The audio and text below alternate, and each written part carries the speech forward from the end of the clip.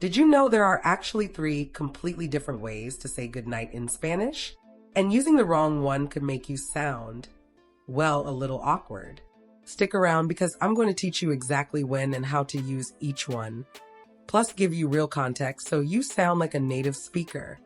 Hey everyone, I'm Lola and welcome back to my channel where we make learning Spanish fun and practical.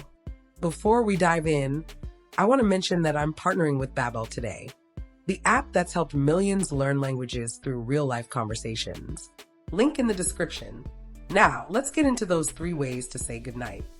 Number 1. Buenas noches. This literally means good nights, and it's the most versatile option. You use this when you're greeting someone after about 8 p.m. or when you're saying goodbye at night. Here's the key.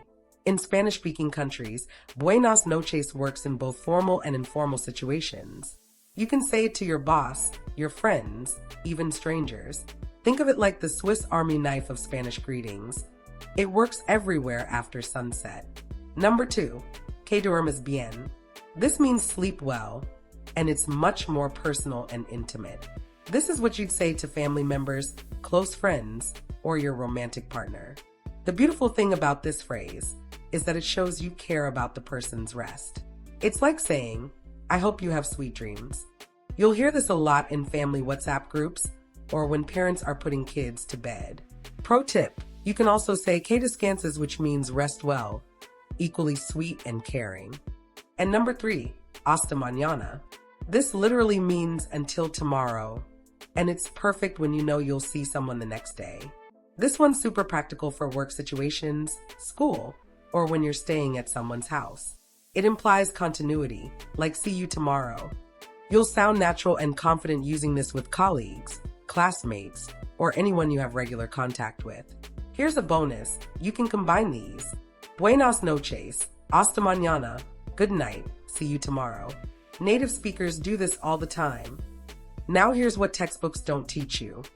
In many Latin American families, saying good night is almost ceremonial.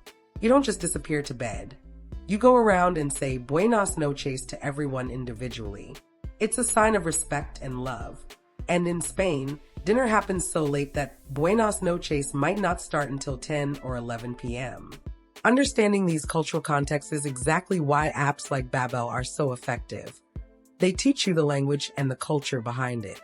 Speaking of Babbel, they've created lessons that put Spanish phrases like these into real conversational contexts. You're not just memorizing words, you're learning how to actually use them like a native speaker. Here's the best part. You can try Babbel completely free. Yes, free trial, no commitment. Plus, when you're ready to continue, new subscribers get up to 60% off. That link is in my description below. Seriously, what do you have to lose? Start your free trial tonight and practice saying buenas noches with confidence. Which phrase are you going to try tonight? Let me know in the comments. And if this helped you, smash that like button and subscribe for more practical Spanish tips. Buenas noches, que duermas bien.